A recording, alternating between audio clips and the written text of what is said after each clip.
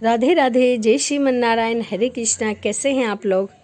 आशा करते हूँ कि भगवान हरि की कृपा आप सभी पर बनी रहे, आप सभी स्वस्थ हों और अच्छे हों।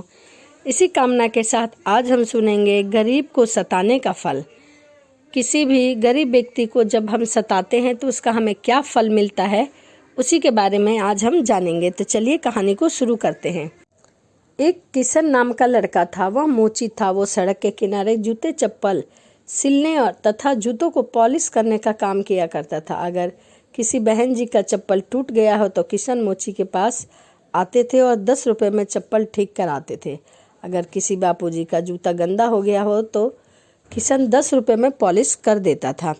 पूरे दिन भर में उसे 200 से 300 रुपये से ज़्यादा नहीं कमा पाता था। देर रात को वो अपने घर सब्जी और आटा लेकर पहुंचता तो ललिता, आज फूल गोभी लेकर आया हूँ, सूखे मसाले डालकर खूब चटपटी करके सब्जी बनाना। फूल गोभी इस समय बहुत महंगी है। फिर ललिता बोली, तो गोभी लाने की क्या ज़रूरत थी आपको? तो किशन बोला, लौकी तुरई कद्दू खा खा कर मैं उब गया हूँ, मैं आज सोचा कि गोभी ले चलता हूँ। फिर ललिता कहती है कि अपनी कमाई देखकर चीज़ें खरीदा करिए, महंगा आइटम खरीदने की आपको कोई ज़रूरत नहीं है। ये मोची गिरी छोड़कर कोई और काम धंधा क्यों नहीं शुरू करते हैं? तो किशन कहता है कि मैं क्या करूं, मुझे और कोई काम नहीं आता। मेरे पिताजी भी मोची थे, उन्होंने मुझे मोची के ही सारे काम सिखाए हैं। तुम जरा खाना बनाने से पहले थोड़ी चाय बना लो, वरना खाना खाने से पहले ही मुझे नींद आ जाएगी। कुछ देर बाद ललिता चाय लेकर आई। ये लीजिए, मसाले ख़त्म हो चुके हैं, तुम कड़ोरी मल सेठ की दुकान से मसाले ले आओ, वरना गोभी बिल्कुल बेस्वाद बनेगी। तो किशन कहता है, जाता हूँ, अभी जाता हूँ, लेकिन कहीं कड़ोरी मल की दुकान बंद ना हो जाए। तभी किशन सेठ कड़ोरी मल की दुकान पर गया। कड़ोरी मल गांव के मसाले का सबसे बड़ा और सबसे अच्छा व्यापारी था। उसके मसाले बहुत ही स्वादिष्ट हुआ करते थे। जब किशन कड़ोरी मल की दुकान पर पहुंचा तो कड़ोरी मल उस समय दुकान की शटर गिरा रहा था। फिर किशन बोला, सेठ जी रुक जाइए, मुझे 50 ग्राम धनिया, 50 ग्राम कश्मीरी मिर्च, 50 ग्राम सब्जी मसाला, 50 ग्राम हल्दी दे दीजिए। तो सेठ कड़ोरी मल बोला, तुम्हारे 50-50 ग्राम के चक्कर के लिए मैं फिर से दुकान नहीं खोलूँगा, टाइम पर क्यों नहीं आते हो? तो किशन बोला, माफ़ कीजिए सेठ जी, आज काम से लौटते वक्त ज़रा देरी हो गई। मेरी घरवाली में भी ज़रा सी बुद्धि नहीं है कि मसाले पहले ले आऊं या फिर पूरी तरह से ख़त्म हो जाते हैं तभी बताती है। फिर सेठ कड़ोरी मल बोला, पैसे लाए हो या खाली हाथ चले आए हो? तभी किशन कहता है, सेठ जी पैसा लेकर आया हूँ। कड़ोरी मल ने दुकान खोलकर सारे मसाले दे दिए। ये लो, 500 रुपये के हैं। तो किशन कहता है, सेठ जी 500 रुपये कैसे हैं? क्या मसाले इतने महंगे हो गए हैं? फिर सेठ कड़ोरी मल कहता है, देखो रात के 11 बजने वाले हैं, ये मोल भाव करने का समय नहीं है। तुम जैसे गरीब को तो सौदा देना ही बेकार है। चुल्लू भर सामान खरीदते हो और दाम देने में आनाकानी करते हो। तुम्हारे पास 500 रुपये है तो बताओ, वरना मेरा समय बर्बाद मत करो। फिर किशन बोला, सेठ जी इस समय मेरे पास 300 रुपये है, आप इन्हें रख लीजिए, कल मैं आपको बाकी 200 रुपये दे जाऊंगा। फिर सेठ कड़ोरी मल बोला, ले जाओ फ्री का माल, तुम गरीबों को सामान उधार देकर मेरे हजारों रुपए फंस गए हैं। कड़ोरी मल ने किशन की खूब सारी बेइज्जती की। फिर उसे मसाले दिए। किशन मसाले लेकर घर पहुंचा। खाना खाते समय ललिता ने किशन से कहा कि कई महीने हो गए हैं, लेकिन मुझे ना तो उल्टियाँ हुई, ना ही पेट में कोई भारीपन महसूस हो रहा हो। कल आप मुझे डॉक्टर के पास ले चलिए। तो किशन ने कहा, ठीक है, कल काम पर जाने से पहले तुम्हें डॉक्टर के पास ले चलूँगा। अगले दिन अपनी पत्नी को डॉक्टर के पास लेकर गया। कुछ जांचें करने के बाद डॉक्टर ने कहा, वैसे तो सब कुछ ठीक है, लेकिन तुम्हें अपना खान पान सुधारना होगा। अनार, सेब, मछली, अंडा, दूध, दही, ये सब अपने खान पान में शामिल करो। उस दिन रात में किशन ललिता के लिए अनार और सेब लेकर पहुंचा तो ललिता बोली, फल तो बहुत महंगे होंगे, आज आप कड़ोरी मल सेठ के पैसे कैसे चुकाएंगे? तो किशन बोला, अरे तुम चिंता क्यों करती हो, उसके पैसे बाद में चुका दिए जाएंगे। थोड़ी बातें सुन आया तो सुन लूँगा, फिलहाल तो मैं उधर जाऊँगा ही नहीं। पत्नी को अच्छा खिलाने के लिए किशन खूब मेहनत करने लगा। वो जहाँ मोचीगिरी का काम करता था उस स्थान पर उसने बेचने के लिए कुछ पुराने चप्पलें भी रख ली थी। जल्दी ही किशन ने अपनी कमाई दोगुनी कर ली। जैसे जैसे ललिता के पेट में उभर आ रहा था वैसे वैसे किशन की खुशियाँ बढ़ती जा रही थी। किशन खुशी में करोरी मल के पैसे वापस करना भूल गया था।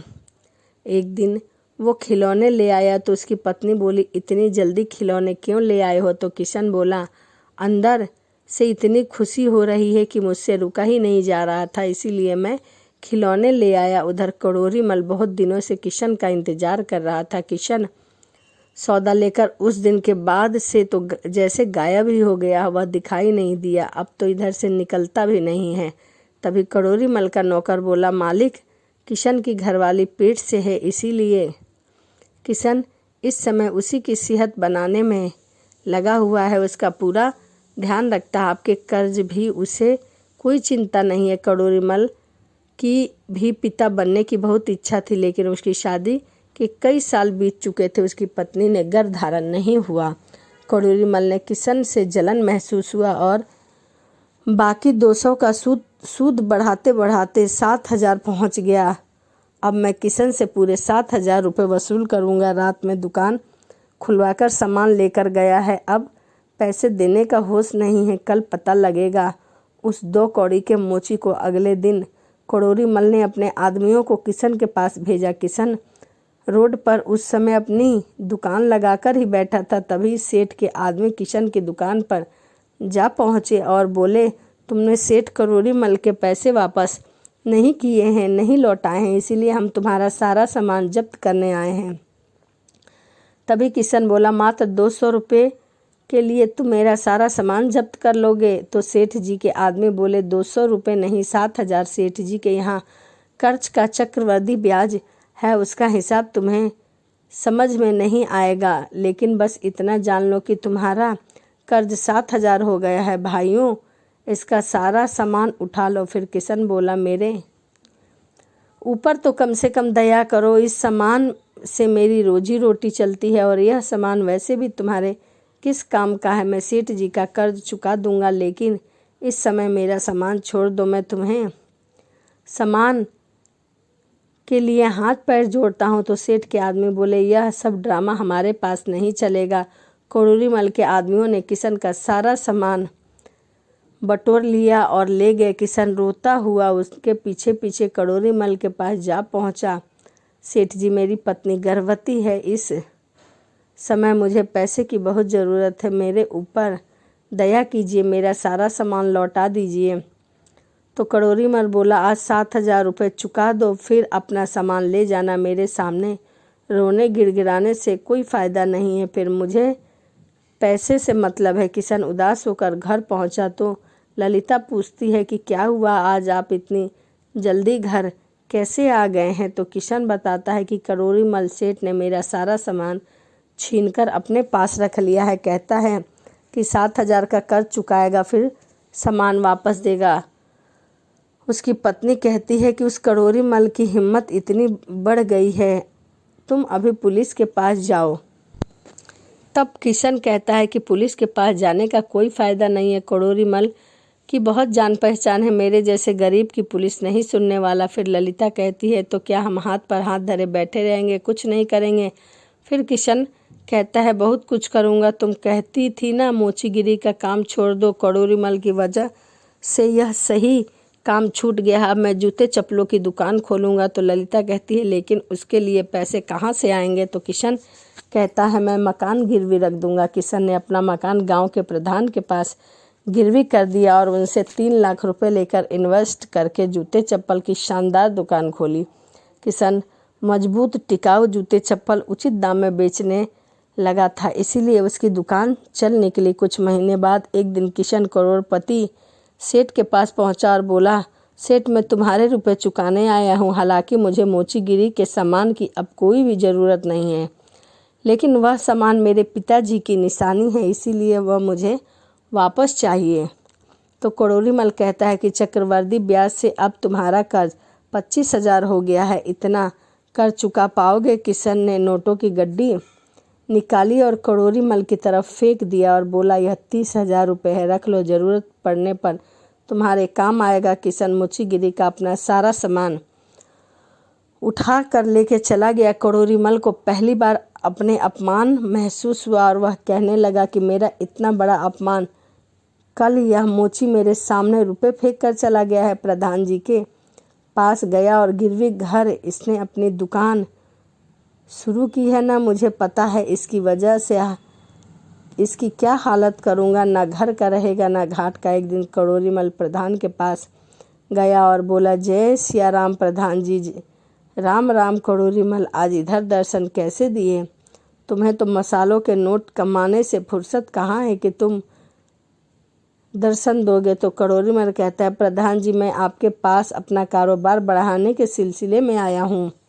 दरअसल मैं किशन का मकान खरीदना चाहता हूँ। वह जगह को गोदाम बनाने के लिए एकदम परफेक्ट है। मैं उस मकान के 5 लाख देने के लिए तैयार हूँ। आपके पास उस मकान के कागजात है तो मुझे दे दीजिए, मुझ पर कृपा होगी। वह मकान मुझे बेच दे। 5 लाख की कीमत सुनकर प्रधान के मन में लालच आ गया और वह उसने अपने आदमियों को भेजकर किशन को अपने घर बुलवाया। किशन प्रधान के घर पहुंचा और बोला, क्या बात है प्रधान जी, आपने मुझे क्यों बुलाया है?